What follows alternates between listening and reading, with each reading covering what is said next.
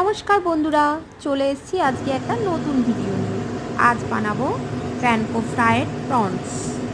তার জন্য চিংড়ি মাছগুলোকে ভালো করে ধুয়ে নুন জলে ভিজিয়ে রেখেছিলাম। তারপরে ধুয়ে সেটাতে নুন ও হলুদ আর একটুখানি লেবুর রস দিয়ে ভালো করে ম্যারিনেট করেছিলাম। তার আগে চিংড়ি মাছটাকে একটু থেতো করে নিয়েছিলাম, জাস্ট একটুখানি। তারপর এটার মধ্যে এটা প্রায় 2 ঘন্টার মতো ভিজিয়ে রেখেছিলাম। তারপর এটার মধ্যে বেসন, রসুনের 4-5 কোয়া রসুনের গ্রেট করা আর একটু গোলমরিচ ক্রাশ করে দিয়েছিলাম। যেহেতু নুন দেওয়া আছে আর তার জন্য নুনটা দিইনি। এরপর বিস্কুটের গুঁড়োয় কোট করে আমি এটা ভালো করে কড়া করে ভেজে নিয়েছি।